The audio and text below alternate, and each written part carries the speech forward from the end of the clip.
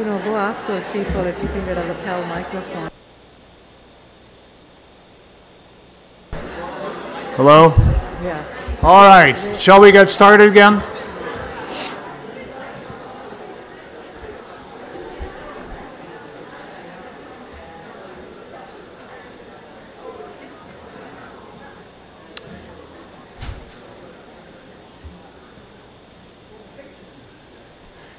I'm really trying to keep us on schedule, so I apologize if I sound very metaphorically pushy, but it is very important sort of keep the pace and the tempo of what we're talking about, because I think it's important that all the individual speakers get a chance to talk about their particular subject.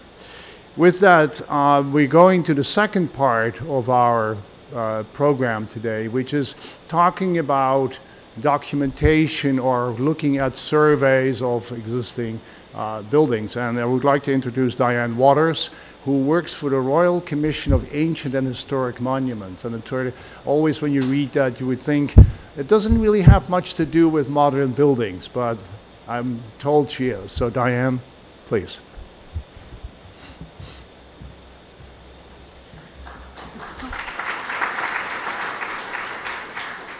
Okay, I just want to check you can hear me okay? Yeah? I have a Scottish accent, and I'm a bit worried that you won't understand what I'm saying. So I'm going to base my accent today on Mick Myers and Shrek, the character Shrek. So if you just keep on thinking of me as Shrek, then perhaps you might understand what I'm going to say. Okay. This afternoon, I'm going to look at how Scotland has dealt with the legacy of its post-war architectural building programme in the last 30 years. I work for the national body responsible for survey and archive gathering of our built heritage, the Royal Commission. And I'll focus on survey rather than preservation as such.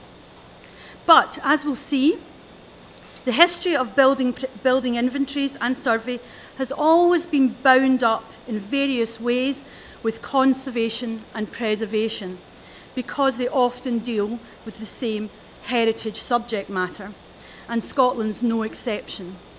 Now, almost all my images that I'm showing you today are from our collections at the Royal Commission, and the dates I'm giving are the dates of the image and the survey, not the dates of the original buildings. Okay. Throughout the 20th century, in Scotland at least, there's been a recurring tension between the aspirations to widen the scope of heritage, to embrace more and more of the built environment and cultural landscape, and the practical reality of extending preservation that far. This first came into focus with industrial archaeology in the 1980s, when Scotland's vanishing traditional 19th and 20th century heavy industries became a heritage concern. But the relationship between broad documentation, to include non-elite buildings, and active preservation only really became a problem in Scotland in the early 1990s, as we'll see, when the heritage focus shifted to post-war architecture and in particular to mass housing. This was only a decade after the drive behind the national programme of rebuilding had fallen away. The scope of recording and documentation has repeatedly found itself much wider than the scope of preservation. The tradition of building inventories and inventory programmes in Scotland was sadly abandoned in the 1990s. But I'd like to argue that it could be revived in our early 21st century context amidst a growing acceptance that preservation just can't deal with our often contentious post-war heritage. Recording and preserving the post-war environment in the last 3 decades has been dominated by the state in my country, but the once historically important private and voluntary and academic initiatives have come again to the fore in the last decade or so, and I'll just touch on these at the end. How these state and private heritage bodies developed throughout the 20th century has importantly shaped their current approach to our post-war heritage. In this brief gallop through our national story, there are two general characteristics which I think run through most of today's talks. Firstly, we've got so much post-war architecture, vast industrial landscapes, peripheral housing schemes, and entire towns. And even today, after a lot has been demolished, we still have a lot. We have to remember that Scottish architecture following World War I was still fairly traditional, and like most other English-speaking countries like the States, we didn't launch into any kind of modern we didn't launch into any kind of revolutionary modern movement in architecture until after the Second World War. It was the late 1950s and 60s that saw the impact of international modernism, and that's when it was felt in Scotland. The mass social programmes got underway, including new towns and public housing, and slightly later, the planning of large public ensembles, including new universities, hospitals and schools and civic centres, and of course, a vast amount of slum clearance of 19th century tenements. So these ranged from the bespoke, architect-designed church to the ubiquitous and everyday system-built mass housing in what we call the peripheral schemes of many cities. Secondly, so that's the first thing, we've got a lot. Secondly, Scotland's post-war heritage was, and very much still is, a focus of strong passions and conflicting views, and many people and communities are angry that these places can still exist today. Elite architect-led critiques in the late 1960s and 70s in time had given way to an outright popular vilification of the modern movement by the 1990s. But again, running parallel to this was a top-down re-evaluation of this era by academics and preservationists. Today, Scotland has a cluster of interrelated, or some may say disconnected, preservation registers, inventories and survey programmes. Building preservation and survey currently form part of a state-funded heritage apparatus which is responsible for recording, inventorisation and protection of historic buildings. But in Scotland, unlike almost all other Western European countries, and perhaps someone might be able to prove me wrong, our system is sharply divided between the Royal Commission, who I work for, that undertakes survey and dissemination, and on the other hand, the much larger Historic Scotland, who is responsible for listing and, in partnership with the local authorities, historic building control. The separation of the Survey and Documentation Agency from the Government Preservation Agency was formed in the early decades of the 20th century, and it has just about survived today, despite quite strong efforts recently by the government to impose a merger of the two functions, and we find out at the end of April whether these two bodies will exist separately, and I'm not very hopeful. In general terms, Scotland has made great efforts in the 20th century to inventorise and protect its historic buildings, but at times it has been piecemeal and uncoordinated in comparison with other European countries. But despite this extensive apparatus, this national apparatus which we have, as we'll see, no systematic ongoing programme of inventorising post-war architecture and housing has been carried out. In terms of recording, Scotland began well. The Commission began as a first attempt at systematic heritage inventorisation in 1908. A wide definition for this time was adopted, and a terminal date of 1707 was also late for its time in a European standard. From 1913, Scotland's government building preservations took a different route, and I'll come back to Historic Scotland in a minute, but the Commission's county by county archaeological and building inventories continued until about 1992. And these were independent from any preservation responsibilities. So, as I said, these were sadly stopped because it was becoming an extremely slow process to carry this out. Today, the Commission is, our Commission today is recognised as a national collection for the historic environment, and at its core is a database, an online catalogue of more than 15 million collection items and 275,000 monuments and sites. Although today is almost unrecognisable from its early 20th century form, the continuation of three guiding principles, these are autonomy from preservation, breadth of survey and archive gathering, and finally the threat-based remit that we have. And these have enabled the Commission to provide an extensive and broad overview of Scotland's post-war built environment through its collections and strategic surveys. And these guiding principles are particularly relevant, I'd argue, for the complexities and surrounding large-scale post-war built environments. Just to expand on this, autonomy. Preserving or listing large post-war ensembles such as peripheral housing schemes and new towns is a difficult process. Surveying for posterity and archive gathering has proven less difficult. The Commission, in response to this ever-expanding scope of heritage, had by the late 1980s incorporated the vast post-war sites into its ongoing survey programmes. These weren't inventories, but they were survey programmes. Breadth of survey and archive gathering. Now, the wide definition adopted in 1908 still remains today. Quote, ancient and historical monuments and constructions connected with or illustrative of contemporary culture, civilisation and conditions of life of the people of Scotland. And this has allowed a broad-based approach to surveying and collecting.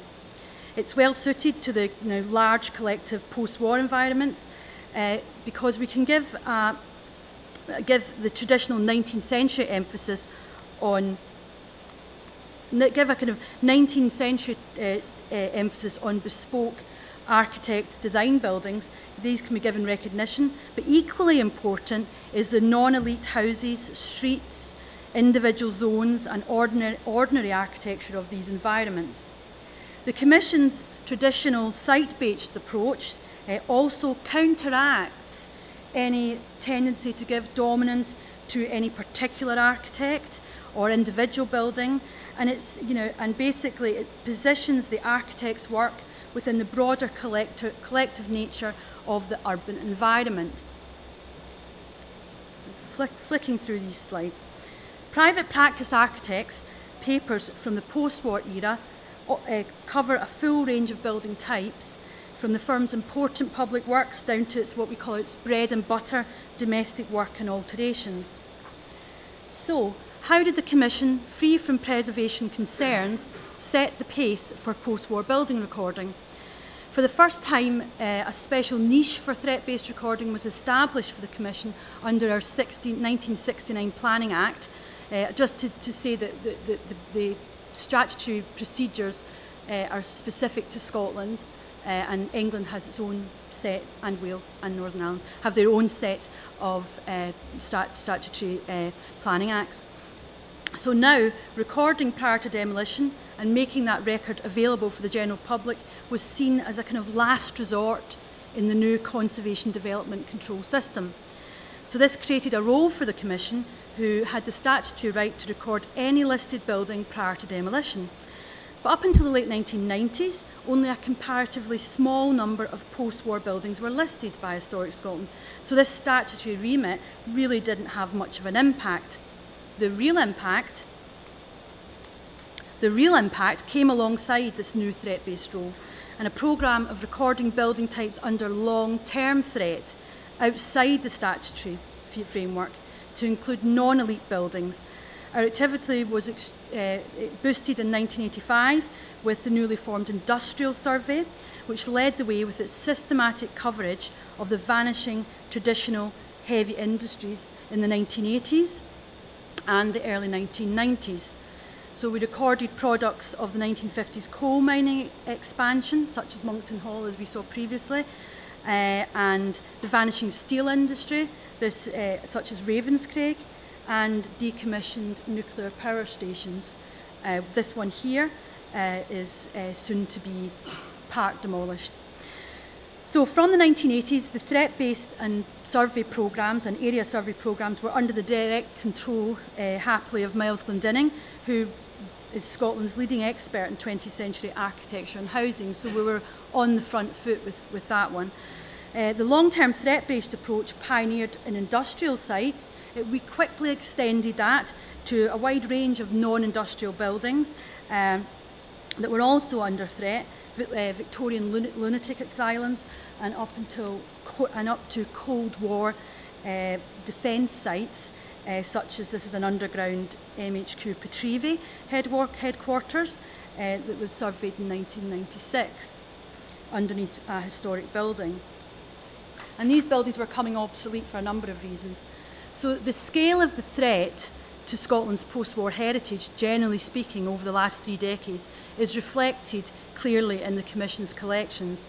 And they range from factory closures to young churches burdened with technical problems. This is St Benedict's Drum Chapel by Gillespie Kidd and Coya. I'll come back to them in a minute. And the records of post-war housing schemes threatened with demolition and regeneration in the 1990s range from tower blocks to small prefabs, and these dominate our Commission archives. This is the Ardler estate in Dundee, of which I think now 4 of these blocks have been demolished, and we recorded them prior to demolition, and we recorded the demolition as well. We have a number of video recordings of, but they're not very good because it's just you see the building and then the next minute you see a lot of smoke, and so we stopped doing that, and it was quite, and I didn't enjoy it. I felt quite panicky when all the smoke came. So we also moved on. Oh, sorry, back the way.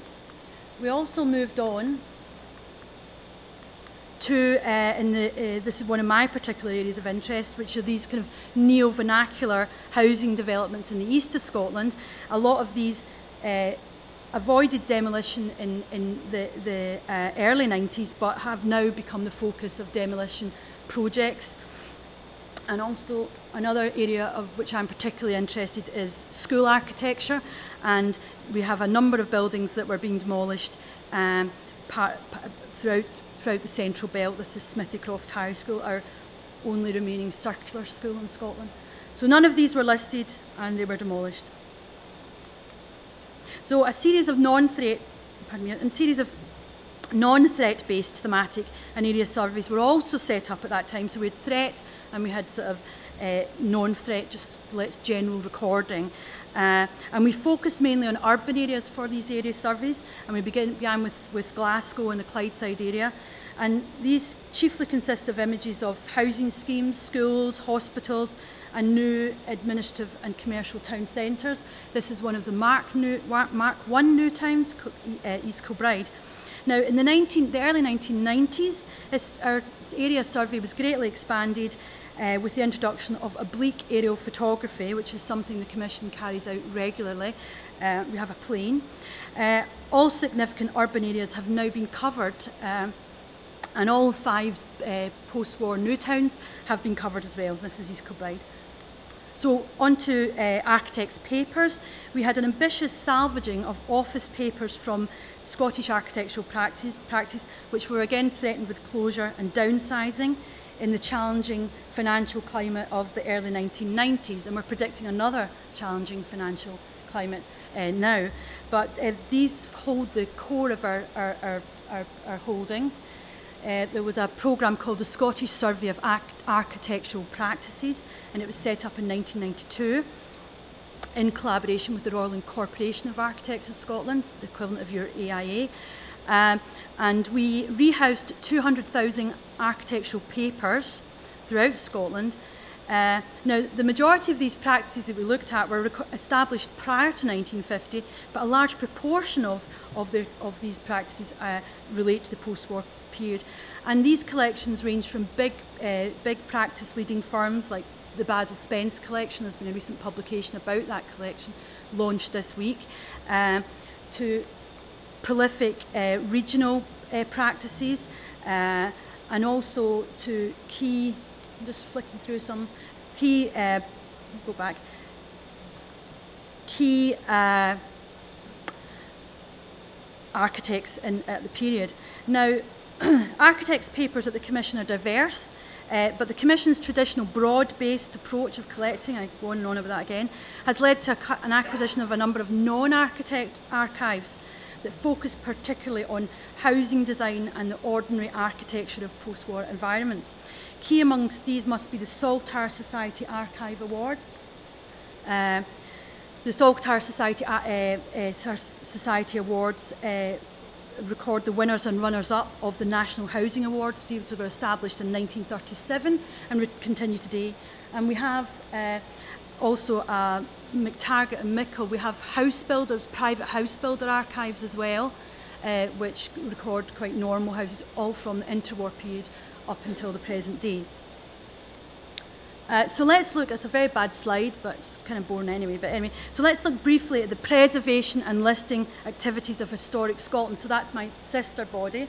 And I'm very clear there's nobody from Historic Scotland here today. Excellent, good. So I can really stick in there. That's what I'm going to do. Anyway, today we have about 200 post-war buildings listed in Scotland. This represents, in HS's own words, a very tiny percentage of the nation's built heritage, end quote. Scotland has on the whole, not always, lagged behind English heritage's initiatives for post-war protection. But ironically, interwar prototype listing in Scotland, unlike that of England, was at the beginning focused on townscape and group significance of the built heritage. And I'd argue that if we'd retained this broader significance criteria, Scotland's dealings with post-war heritage may have been more productive. It was, as I said, an interwar initiative, a semi-private one, which formed the basis of our post-war listing programme. It focused on the preservation of our historic boroughs and towns, and it was an aristocrat, typically Scottish, an aristocrat for the 4th Marquess of Bute, who instigated the first lists, the first historic lists of buildings. And this was a basic map inventory of groups of old borough houses, and this was carried out by our preservation architect Ian Lindsay from about 1935 to 9. He's our own James Marsden Fitch. So this is Ian Lindsay's first list. We have all these still in the Commission.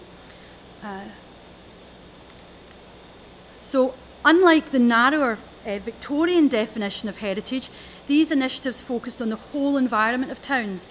These lists were expanded from 1947 into state-sponsored official lists, and these started to become more on the lines of the English system. Lindsay's 48 guidance here for listing focuses on his preferred townscape approach, and planned towns were very, 18th and 19th century planned towns were very important in these. He says, quote, "The houses in themselves are often rather dull, but nevertheless, in certain places, they should all be included for group effect." And group listing was an initial idea in Scotland, which we pioneered and then chucked in the bin. So national statutory coverage was only achieved in 1967, but by this stage, listing became caught up in the growth of town planning, town and regional planning. And unlike ancient monument protection, I've not talked about that today, that's another world, listing designation crucially did not imply financial responsibility from the state. So all our preservation activities before then had been taking buildings into what we call care. But this time, this was putting the financial responsibility onto the individual owner, and nobody kicked up a fuss.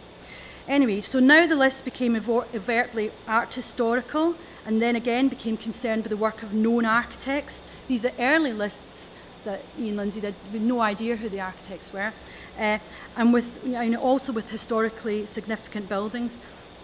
And Ian Lindsay's group value was increasingly jettisoned. Now, David Walker, some of you might know him. He was Scotland's leading architectural historian of the 19th century. He became Lindsay's successor in the mid-1970s, and listing of 19th century and in turn pre-1914 heritage flourished under David Walker. An inventory pioneered by the Royal Incorporation of Architects in Scotland in the 30s project here led to Historic Scotland's small-scale listing programme of interwar architecture. So we covered everything up until the post-war period. Now, under Walker, Scotland developed one of the widest, it's been argued, one of the widest listing programmes in Europe, and today it's estimated that 1.5 times as many buildings are listed in Scotland than in England. So we've listed a lot of things, which is very good in many ways. Eventually, listing of post-war buildings began tentatively in the late 1980s and early 1990s, but still along similar traditional lines, focusing on bespoke elite projects of important architects, Basil Spence, Morrison Steedman, that you see here, Peter Wormersley, and also on traditional building types. You know, traditional 19th century building types, individual churches, individual houses, schools. This is High Sunderland. Again, this is a type of early listing projects, post-war period. Now, the work of the Glasgow-based avant-garde architects Gillespie, Kidd and Koya was given a privileged and disproportionate position in historic Scotland post-war listing from the mid to late 1990s. And almost every Gillespie, Kidd and Koya church and school, often very damp and leaky ones, and these were just, you know, they just listed them all. Some of them we didn't even see inside. And in 1992, the derelict Cardross Seminary was listed Category A, which is our highest designation. So that's poor old Cardross. What a shame. Scotland's post-war listings were not at this stage very different from those of England. English Heritage also began post-war listing, and if there may be somebody who knows, I'm not an expert in England's system, but they listed post-war buildings by key architects. But in the mid-1990s, under the direction of historians like Elaine Harwood, it developed a more ambitious scheme, listing public housing tower blocks by Lasden and Goldfinger, and moving on to complex local authority designed estates, such as Park Hill, Sheffield. And in 2003, English Heritage listed the avant-garde Biker estate. These projects are, you know, quite interesting, and they're the exception to the rule in the UK. So conferences and publications focused on, in English Heritage, focused on more holistic approach to selection and preservation, involving leading conservation, architects and historians alike. They got the whole groups together. It was pretty impressive. But back in Scotland in the noughties, I don't know if you use that term, the noughties, the 2000s, in the noughties, HS expanded its coverage. So back in Scotland, we got a bit more ambitious. There's some good work was done.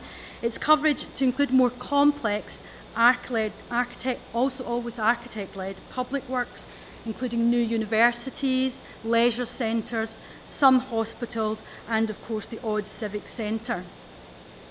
So this is Edinburgh University complex, so all the post-war buildings there are listed, or a handful of them. But carefully, historic Scotland sat on the fence and stayed away from controversial public housing schemes. Over 20 years later, that's a terrible slide, but I'm sorry about that. Over 20 years after English Heritage had began its kind of open debate on poor post-war housing, and you know they were extremely battered in the press for this. Historic Scotland decided in 2009, just as recently as 2009, to raise awareness of its post-war listing programme, or lack of it, I would argue, in relation to housing. So with their publication, Scotland Building for the Future, it simply stated that selection followed its traditional evaluative system, quote, but with a rigour on account of their youth. Both England and Scotland have a 30-year rule that nothing can be listed unless it's but. Scotland, in the early stages of listing, broke that all the time, but they don't now. Now, Cumbernauld Newtown, I'd argue, highlights the difficulty our traditional Scottish heritage establishment has in dealing with collective environments, post-war environments. Now, Cumbernauld also illustrates the benefits of separating the commission survey, separating survey and archive collecting from controversial conservation. I also have a strong point for Cumbernauld because that's my hometown. So I was born and bred there, so this is one of my main sort of bugbears. Now, active preservation in this instance was clearly problematic.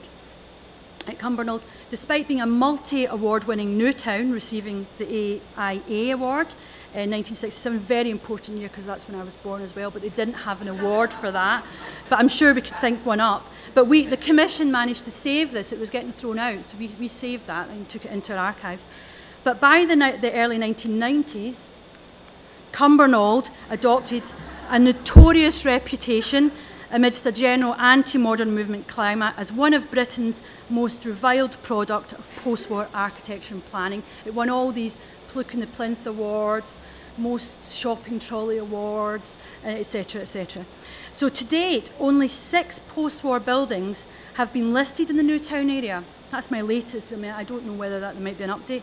So these were religious and educational buildings. Okay, and you guessed Gillespie, Kidd and Coya buildings. Any Gillespie, Kidd and Coya buildings in Cumbernauld have been listed. This is a technical college in Carbrain. But ironically, its most significant architectural and planning elements of the new town, its layout, its housing patterns, the footprint, as Joseph was calling them, landscape, and of course the avant-garde town centre, were designed by the in-house team, and these have no statutory protection whatever. And this is, you know, it was these elements that were recognised by the AIA. But the award-winning innovations made in design terms, I'd argue, are not found in these educational and religious set pieces, and these are the listed and protected buildings. But that could be my little sister, my big sister there. But unburdened, this is my play park, which was really nice, but unburdened by preservation concerns, the Commission carried out, a good old Commission, carried out a full ground and aerial photographic survey of the town in 1990. And this included the most significant planning terms, and of course, this, the town centre, which is a serious focus of, this is a piece of, we've got this in our collection, we've got a lot of archive relating to Cumbernauld. This is by Geoffrey Copcutt, who was member of the team, the in-house architectural team of the Cumbernauld Development Corporation. So not a private architect, a team, local authority architect. And town centre, we recorded that in 1990. And it was, the poor town centre was demolished and refurbished from 1999 to 2007, and we unfortunately had to record that painfully slow demise throughout the 1990s. So more recently, heritage professionals and academics alike are accepting, some grudgingly, that whilst our traditional framework of listing can effectively deal with one-off architect design buildings, there still remains vast post-war schemes in Scotland, new towns, mixed-use civic centres, threatened with demolition and redevelopment, which have no heritage protection whatsoever.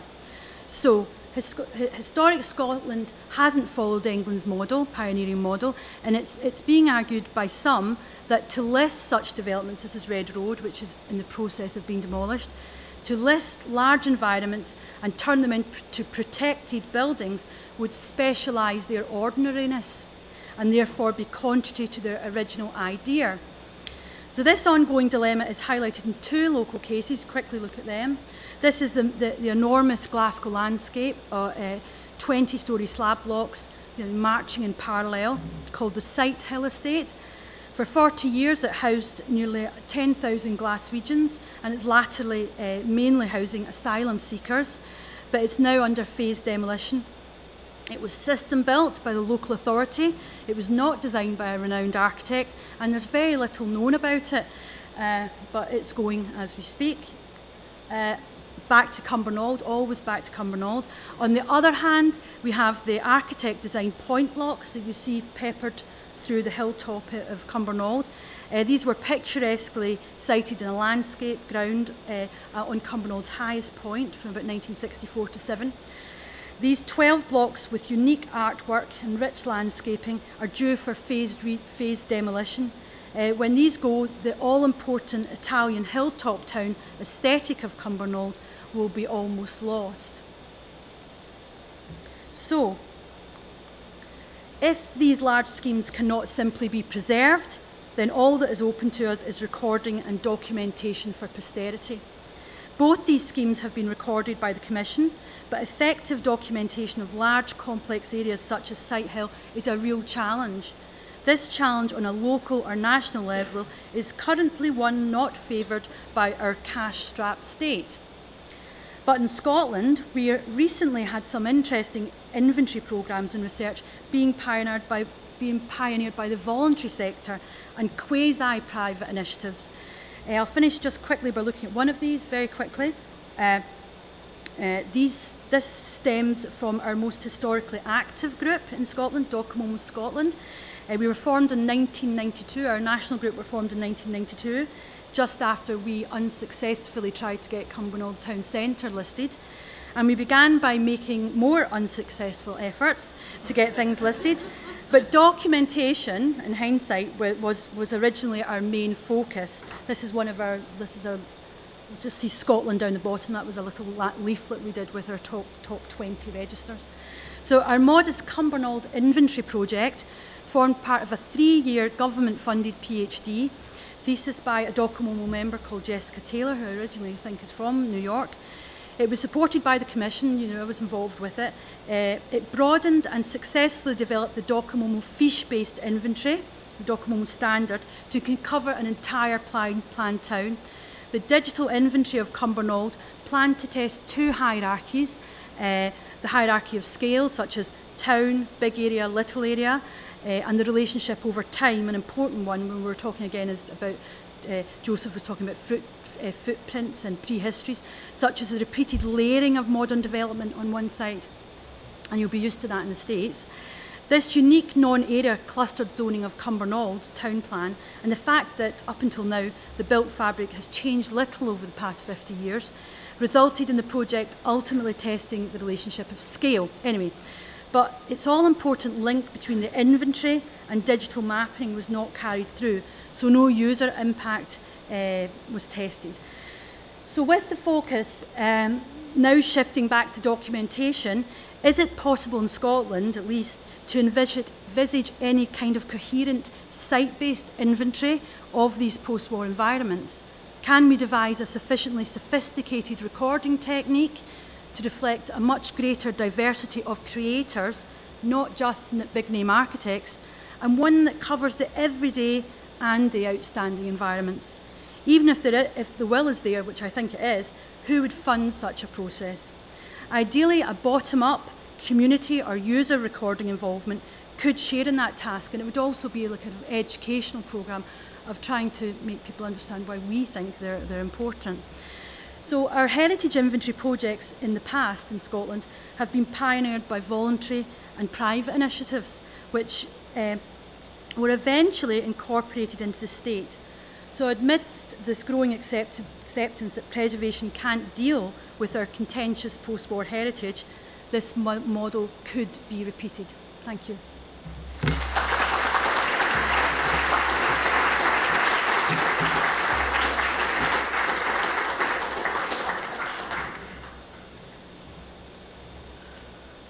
Thank you very much. Before we go on to the next speaker, I would like to remind the architects among us that this program for the entire day gives you 8.5 continuing education units, which is probably about half of what you need to maintain your registration. So please do not forget to fill out the forms at the beginning on the table in the registration desk, because it is only March and you're already halfway done, so don't pass up that chance.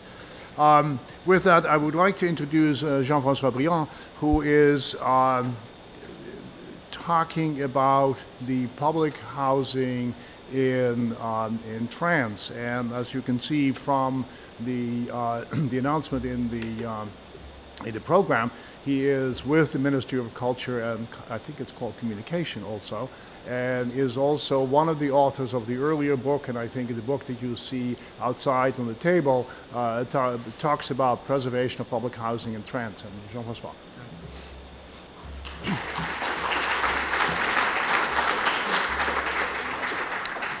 Thanks for the invitation, and I'm sorry for my accent, Frenchy accent. Okay. In France, recent demolition of public housings built during les Trente Glorieuses, between 45 and 75, have raised the question of the preservation and transformation possibilities of France's modernist heritage. 30 years after their construction, these buildings became the symbol of social difficulties and urban failures, passing from images of hope to disillusion. The demolition policy was institutionalized in 2003 with the creation of a National Agency for Urban Renovation, ANRU. You will since heard this mot, ANRU, which finances operation on the understanding that they would include a certain number of demolitions in order to transform neighborhoods increasingly characterized by social unrest. The Ministry of Culture, on several occasions, opposed the decision to demolish in order to protect this heritage.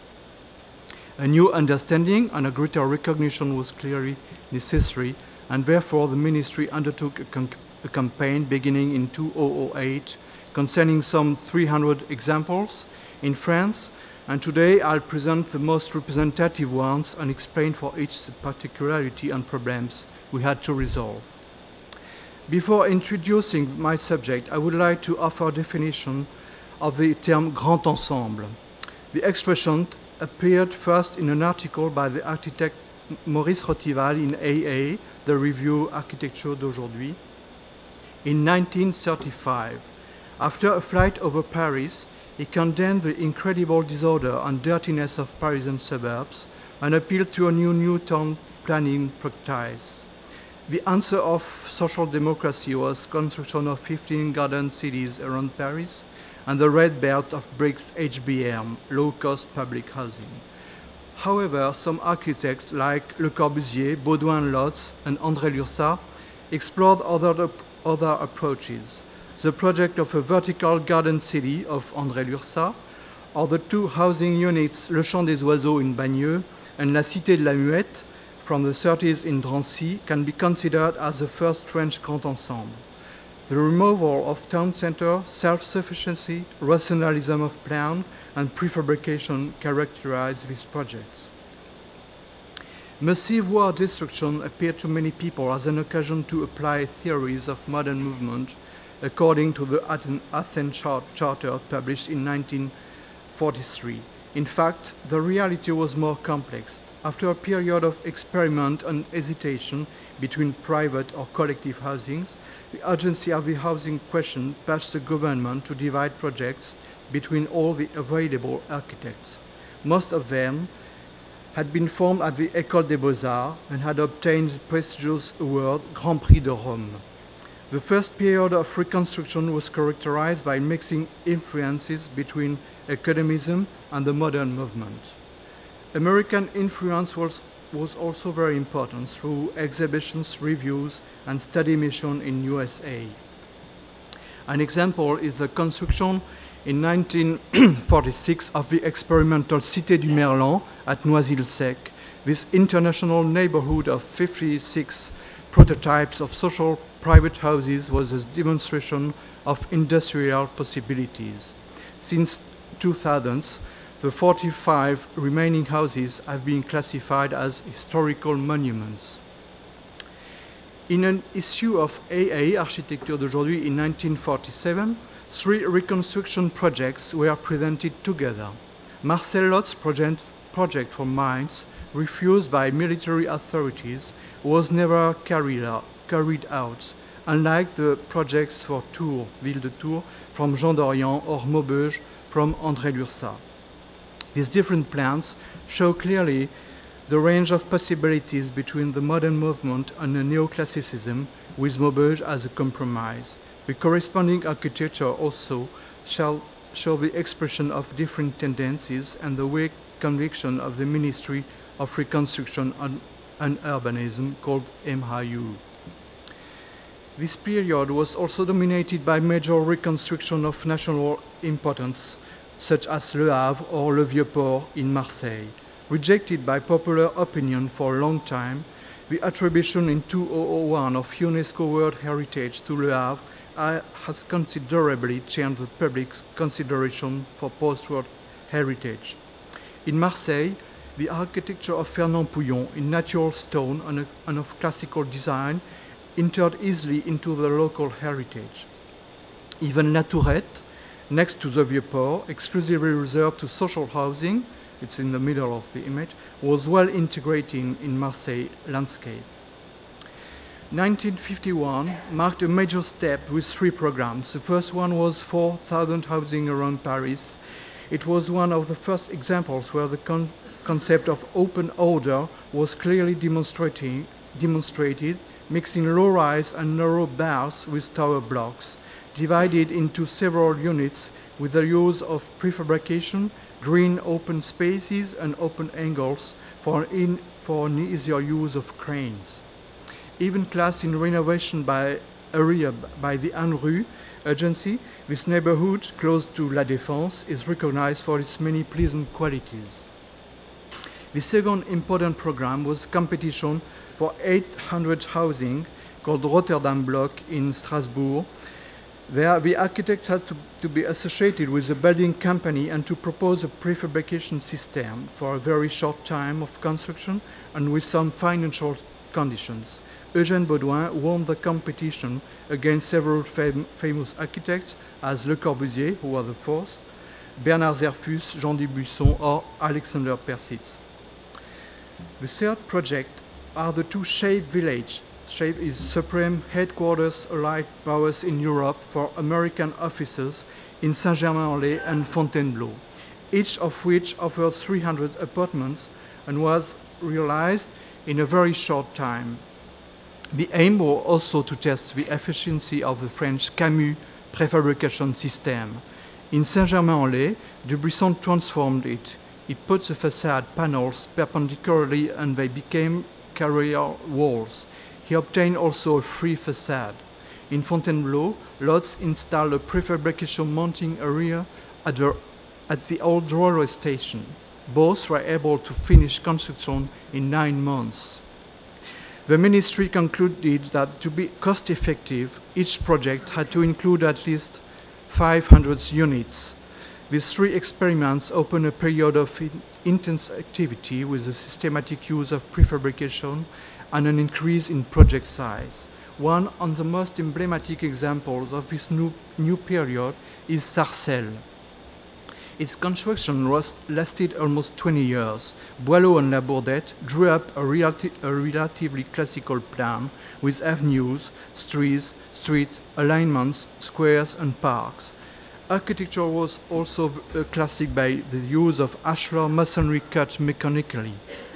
Sarcelles is famous for its efficient building records from 1962 with the arrival of French repatriates from Algeria. It also became quickly a symbol of modernity and of the way of life in the Grand Ensemble. Journalists invented the thickness sarcellite, a sort of nervous breakdown specific to inhabitants of such large housing estates. However, departure of the 60s generation and the arriving of other immigration waves changed the social atmosphere. The northern sector received the designation label 20th Century Heritage, but the southern sector is undergoing renovation with numerous demolitions in spite of the original quality of the building. Famous in recent times for the opposition of the Ministry of Culture to demolition, Les Courtières, also called the Serpentine, was a response of Émile Ayot to the rigidity of Sarcelles. He was inspired by the creations of John Wood in 18th century Bath. Ayot divided the program between a great snake around a public park with a nursery school in the middle and 12-story tower blocks. Henry's project forecasted to break some parts of Serpentine for a better opening. A classing in process has been used by the ministry to stop demolition and oblige them at last to engage facade reconstruction. It's that you see here. It's a prototype of facade. The Haynes Hayes, Les Hauts du Lièvre in Nancy has long been famous as the longest bar apartments block in France. In fact, there are 2 bars of 300 and 400 meters in length at the top of a hill above Nancy. Its size creates a dialogue with the landscape and with public squares of the Baroque town. The bars have been cut in several parts, 2 tripod towers demolished, and all the plateau transformed by an ANRU program of landscaping arrangements and new constructions. Bagnols-sur-Cèze is a bit forgotten today in spite of having received an award for town planning in 1959. The idea of Candelis, Josic and Woods, the architects, was to create a complete new town for workers of an atomic, powerful station, in expansion of a charming old village. These were social housing in apartments blocks, small unities, private houses for engineers, and numerous public buildings. In the professional press, Bagnols-sur-Cèze was presented as a successful alternative to the Grands Ensembles. It's been insensitively modified during the 80s and lost almost all its original polychromy. You have before and after on the right side of the picture. The Cité de l'Étoile at Bobigny, near Paris, is a social housing project with 727 apartments built for the Abbé Pierre Association Emmaüs after his famous speech in winter '54. Candelis, Josic and Woods had won the million competition for building an apartment for 1 million francs and proposed to Abbé Pierre to try this experiment instead of creating an emergency city. Therefore, Cité de l'Étoile had an historical importance in France's social housing history. Yet 3 years ago, Henry decided to demolish it. The ministry was opposed to this decision with a process of classing in process, which allows to stop any demolition for 1 year. A new project to preserve the main street, the tower, and the great square in the south part has been since studied. In spite of its qualities and its human scale, the city suffers from its enclosed situation and drag traffic. The classing in process was very hard for the inhabitants to accept, because they would have preferred a total demolition. The work of Fernand Pouillon around Paris is probably the best concerned with the fewest social problems. These works differ by their capacity to connect with the neighborhood. They are made up of well-articulated urban spaces, malls, squares, basins, gardens.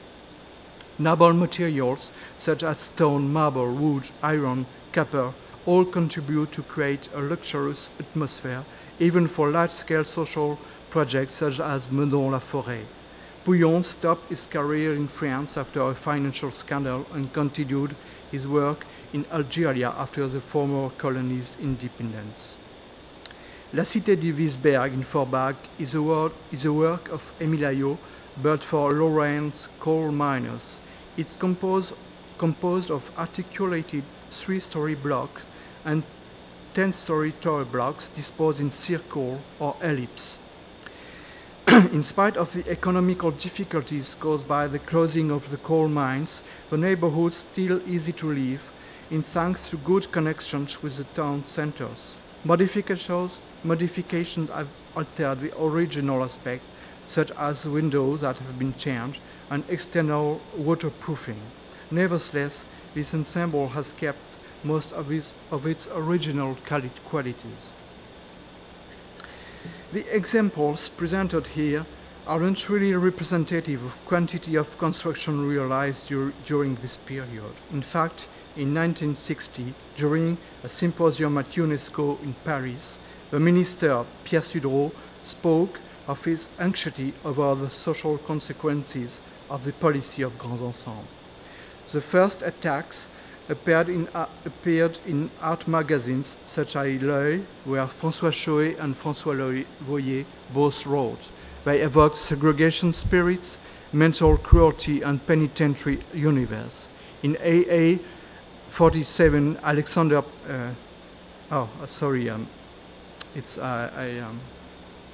mistake. I spoke about this picture. In AA 47, Alexander Persitz, who was an architect, published a front-page article with a bird's cage photo. In '64, Jean-Luc Godard, at the end of the movie three things that I know about here. Compare these 4,000 of La Courneuve to soap powder boxes. Sorry. Okay, sorry. Also, in Paris, a policy of reabsorbing the unhealthy blocks led to Raymond Lopez proposing the demolition of nearly half of the city.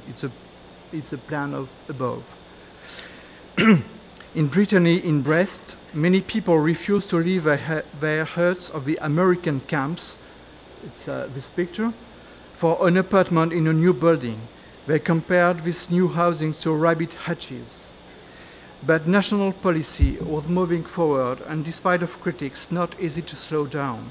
The largest of the programs began in the early 60s was Le Mirail in Toulouse and Chanteloup-Lévin in the Paris suburb.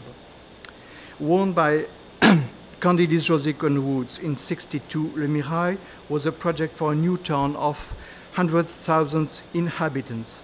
The architect applied their theory of Team 10, cluster, stem, and web. High bars are articulated upon an artificial concrete floor, system of circulation are separated, and a pedestrian corridor serves the fifth floor. Small blocks and private housing estates complete the city. Stopped before completion, this area is now today in renovation. The floor of many buildings have been destroyed, and only some of them have been restored. La Grande Borne in Grigny is made up of 3,500 apartments and 200 individual housings, and it's also today a problematic area. Totally isolated since its construction far from Paris, the particular design of urban forms is difficult to control. A central street is foreseen to open up the area and connect it, but above all, to allow the police to enter. The polychromy was particularly studied by Émile Ayot and Fabio Rietti, and Claude and François-Xavier Lalanne created giant animal sculpture. The private housing area called Les Patios are in concert by the renovation program, and they've kept their original glass mosaics facade. It's this down, Les Patios. The Haze of Holy Cross in Bayonne on the southwest coast, a project of 3,500 units, will be transformed by a renovation program respectful of the existing buildings. It was designed by Marcel Breuer as an evocation of the nearby fortress by Vauban, with a central horseshoe square and a high serpentine at the top of the hill. This project partakes of the image of Bayonne as city of art and history without leaving out its modern heritage. La Grand-Mare in Rouen marked the climax of Marcel Lotz's research in industrialization of construction. Totally prefabricated in workshops in collaboration with industry, the 25 blocks were assembled on site, each in 4 months. Marcel Lotz had created a partnership with Paul Depont, a Miss Van der Rohe student from Chicago, Henri Beauclerc, and the industry of steel and glass Péchiney Saint-Gobain. As 3 blocks were threatened with demolition, the Ministry of Culture issued a classing in progress in 2008 and classed in 2010 the block number 2 as historical monument. Despite this decision, and after 2 fatal fires in 2011, 3 blocks have been demolished and 14 others will follow. As at Le Mirail, the area of La Noé in Chanteloup-Lévin from Émile Ayot has never been finished. The isolation on a hill of the Seine Valley close to automobile factories, the economic crisis and the unemployment involve immediately social problems. Partly destroyed in the 80s at the Hippodrome, which has been half demolished and denatured, the city is today facing a second wave of demolition. For instance, the portrait of Victor Hugo on the Capitol place is down today, and you just see a Baudelaire portrait. The shooting in Chanteloup of the movie The Hate from Mathieu Kassovitz in 1995 transformed it into a symbol of the failure of social housing French policy. The situation in terms of heritage protection is completely disparate. The transformation of the town center of Ivry-sur-Seine by Jean Renaudier and René Gaillousset produced a social housing project of 1,300 apartments. They sought to propose an alternative to the Grand Ensemble, introducing a notion of complexity, human scale, housing flexibility, and individual comfort with terrace, public spaces, and pedestrian passage. Appreciated by the residents, this operation is well integrated with the image of the city. The examples I've presented show the great diversity of architectural production of the period known as the Trente Glorieuses. But in the public opinion, a confusion remains between the period of Reconstruction, the Grands Ensembles, and modern movement.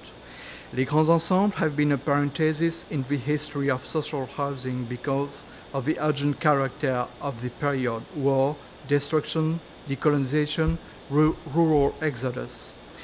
Interest in this heritage is quite recent and not yet universally recognized. I would like, in conclusion, to list a few recurrent problems which affect this heritage. A first wave of denaturing took place in the 80s after the oil crisis and the application of Palulos policy, who helped to finance exterior insulation. You have its time before and after. An example is given with Cité of Ucange by Jean Dubuisson. It's the two columns. After being completely transformed by rustic decors in the 80s, with 12-story towers for the engineers actually intact, will be soon demolished by Henry because it became a drug traffic node. Today, the bar of the Quartier des Soupirs in Commercy, on the right side, can hardly be recognized any longer. Same observation can be made about Stamperfit for the social housing bar by Jean Dubuisson. After 2003, Henri Policé completed denaturation with demolition, like, for instance, the small stone buildings in Sarcelles on the middle, replaced by the postmodern building with heads of the Egyptian god Akhenaton. Many buildings, after being transformed by Palulos, have been so transformed that it has become difficult to defend taking preservation action for them. At La Courneuve, on the left side, the transformation in '92 of the housing block Balzac, with cutting of monumental openings, hasn't been enough to avoid a total demolition 20 years later. In Pierre Fitztin, the Quartier des Poètes by Prudon Lopez has recently been demolished by Henru. The students' residence in Antony, built by Eugène Baudouin, unfortunately has been destroyed despite its architectural quality, and even south, there were no social troubles. It's just political decisions. And the question now is how to protect. The traditional means of saving our inscription or classement as a historical monument. But today, except for housing block number 2 at La Grand-Mare, few post-war social housing projects benefit from such protection, and the buildings by Claude Parent, Le Corbusier, or Édouard Albert can truly be classed in this category. The reason is probably a question of property and economical consequences. Indeed, it could be difficult to oblige a public social agency to restore a public housing neighborhood occupied by inhabitants, even when the government helps them financially. That's why another type of protection has been created with, in 2000, the label 20th Century Heritage. This label is attributed by regions with the prefect's approval. It doesn't involve legal constraints, but it's a sign of recognition and is essentially an encouragement rather than a punishment. In the Île-de-France, around Paris, for instance, for 40 social housing projects of Grands Ensembles were given the label in 2009. And the Provence-Alpes-Côte d'Azur region, PACA, has undertaken an important work with label designation, publication, and helping restoration for the Herbal Front in Toulon. The creation of a ZPPUP, it's a zone of protecting of architectural, urban, and landscaping heritage, could also be a good solution for protecting modern heritage. Le Havre and Brest, both totally destroyed during the war, benefited from this. It helped Le Havre to be designated as UNESCO World Heritage, and it could have been a solution for La Grand-Mare de Rouen, but the municipality refused this possibility. The action of architects and associations is also very important for heritage protection. The recent transformation of the Black Tower of Bois-le-Prêtre by the modernist architect Raymond Lopez initially, and today by the architect Lacaton, Vassal, and Druot, and the award of an Équerre d'Argent, silver right angle, in 2012, generated much media attention. In the middle, you can see Bertrand Delanoë for the inauguration. And the work of Vincent Cornu to renovate a bar by Bernard Zerfus in Montfermeil is also interesting in this regard. It's a bar of Montfermeil was one of the most difficult areas in 2005 with riots during the summer. And it's a reason why many money are put in this area. Some architects are engaged in restoration work more respectful of the original buildings. For example, Eliette and Lehmann in Fontainebleau, Shade Village, from Marcel Lotz, a very scientific thermal study allowed them to avoid an adding exterior insulation. And in Saint-Ouen-le-Mône, on the middle, Jacquard and Pignot took the same approach with buildings of Andro et Parra. Unfortunately, it could be often difficult to convince public agencies of such an attitude. Recent competition organized by the PUCA is a competition organized by Housing Ministry in France, because architecture is depending from Cultural Ministry, but housing is depending from Housing Ministry. And this competition show that the attitude of some architects is not so different from 30 years before. It's this project on the right side. Raising awareness of public and professional work is more than ever necessary, and it's a reason why the Ministry of Culture is engaged in a work of research of recognition of this heritage.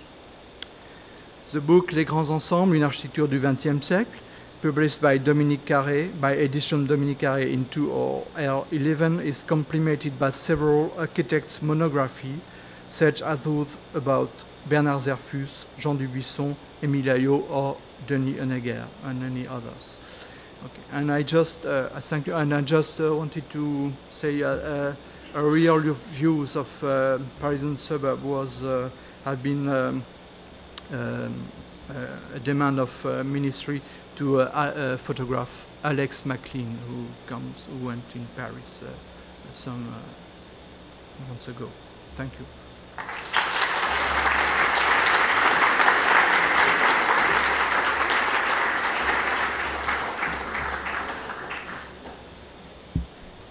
Thank you very much. It's interesting to see how maybe the architectural forms may be different, but certainly the summary of problems would seem similar to all the things that we have talked about, and I suspect would be something that will continue throughout the afternoon. But part of the advocacy that is being talked about, I think the effort by something called the Public Housing Museum in America is very important. And so I would like to invite Keith McGee to give a short introduction about what this museum in Chicago does.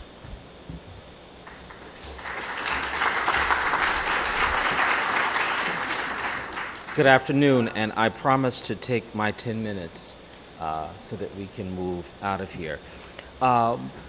Michael Sandel teaches a course at Harvard University on justice, and he poses the question that Aristotle posed 2,300 years ago to really ignite this course as it begins each year. He asks the question, who deserves the best flutes? And who should get the best flutes? Aristotle, of course, sides with the best flute player because he says that flutes are meant to be played well. That is their purpose. Sandel argues that when making such a decision, we have to consider the purpose of a thing, as well as the qualities in it that are worth honoring. He says, and I quote, "There is a tendency to think that if we engage too directly with moral questions, that we create a recipe for disagreement, or for that matter, a recipe for intolerance and coercion." Sandel concludes that it seems to me that a better way to have mutual respect is to engage directly with moral convictions citizens bring to public life, rather than to require people to leave their deepest moral convictions outside the door before entering. Public housing is a complex story, and it starts with a simple truth. There has been the illumination of drugs and violence and stolen childhoods. There has also been flower gardens and helpful neighbors and a hope for the future. Which is the true story of public housing, both at different times and sometimes both at the same time? The story of public housing is yet complex and starts with this simple truth that all people need a place to call home. The National Public Housing Museum in the Center for the Study of Housing and Society that is located at the University of Illinois at Chicago is a complex institution. It is committed to being more than objects and artifacts, but we are in fact the sum of our stories. We tell the stories of the thousands of individuals who have lived in public housing. How do I move it?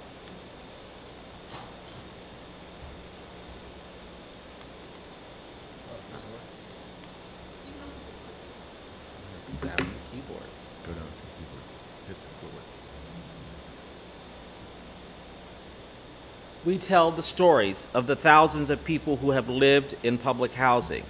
Our mission is to make the walls talk as we reveal and share and preserve the important dynamic of America and her history. As far as that's concerned, even the world. The museum is a resident-led museum through the vision of Devera Beverly, who has been in public housing proudly all of her life, and enlarged through the concepts of Sonny Fischer and the Richard H. Driehaus Foundation. The museum is home for all to understand and learn about the lives of those who have lived and live in public housing. The museum is modeled on the international sites of consciousness, and in particular, the Lower East Side Tenement Museum here in New York City.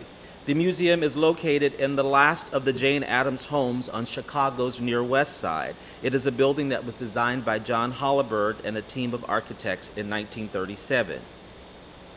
This is what the building looks like in its current condition now, as we are in a $20 million campaign, and this is what the building will look like when it opens next year. Of course, the story of public housing comes out of Roosevelt's New Deal here in America. You know, in 1933, the nation was deeply troubled. The banks in 37 states had closed, and the unemployment rate was actually 25% at that time. Farm prices had fallen in half, and mortgages were being closed on by the tens of thousands. So Roosevelt created a New Deal, this complex stimulus package, if you will, to promote the recovery of the economy during the Great Depression. The government's involvement here was chiefly because there were areas that had poor livable conditions, and it was an idea that public housing would be created so that working and middle class people, and certainly the poor, would have an opportunity to mobilize themselves. Early on in this project, I had the opportunity to meet with Harry Belafonte, who has been a supporter of much of the work that I've done. And Mr. Belafonte and I was having a conversation. He said, "Keith, I don't know much about public housing." And then he paused. He said, "I remember a conversation with Eleanor Roosevelt out at the farm in Indiana.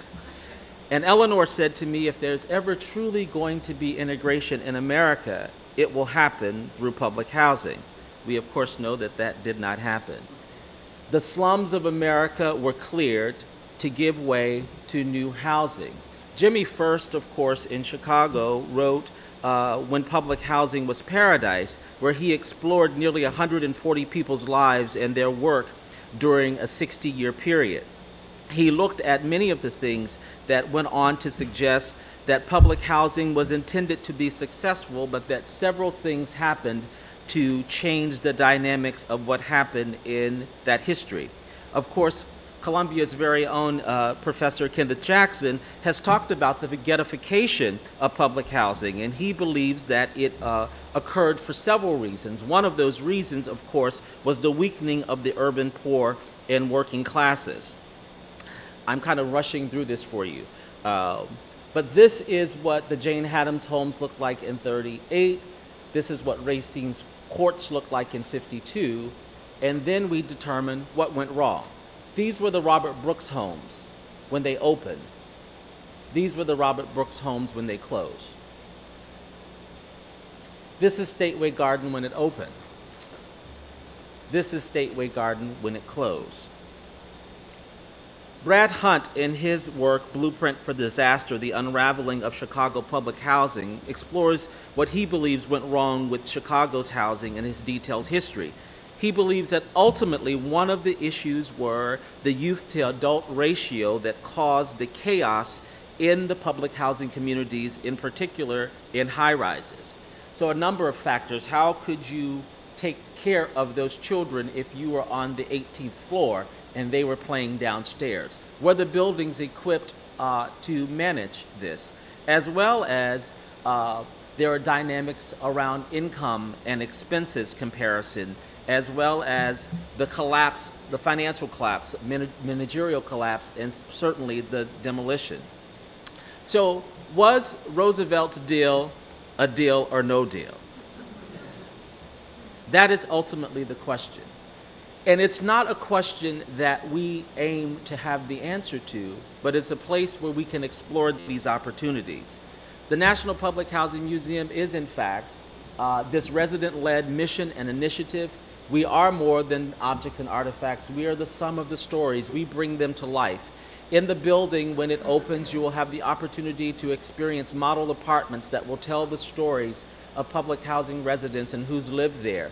The first apartment that we're working to open is from the Medor family, a Jewish family that moved in 1938 and lived there to 1941. Inez is still with us and has a quite vivid memory. She's 84 years old, and she's taking us through each livable space so that we can interpret that, not only through her story, but putting it into context with social history, public policy, the role of government, architecture and design, and city planning. I said to you when I began, I hope about 9 minutes ago, that Sandel creates this pedagogy with Aristotle around who deserves the best. He argues that when making such a decision, we have to consider the purpose of a thing as well as the qualities in it worth honoring. I say to you the purpose of the thing was to clear the slums and to provide decent and affordable housing. The qualities in it was regarding health concerns, integration, and economic recovery. Those worth honoring, we believe, are the human lives, so we will tell their stories. Thank you.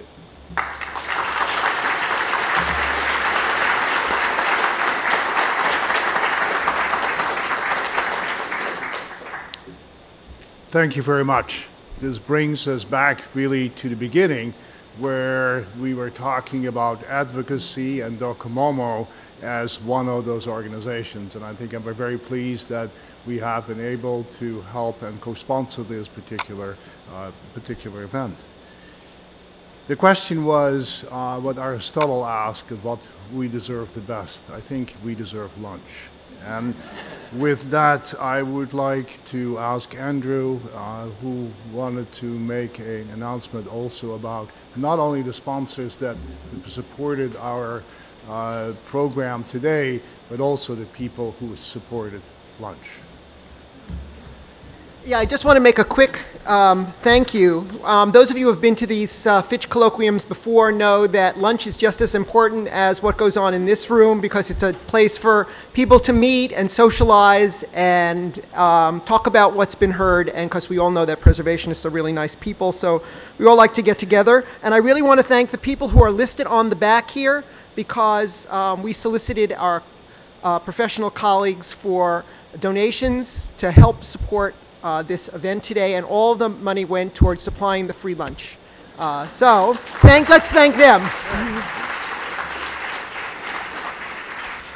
We have 1 hour for discussion, although it's on the program. I think we can better do over lunch. And so we'll see you all back at 1:30.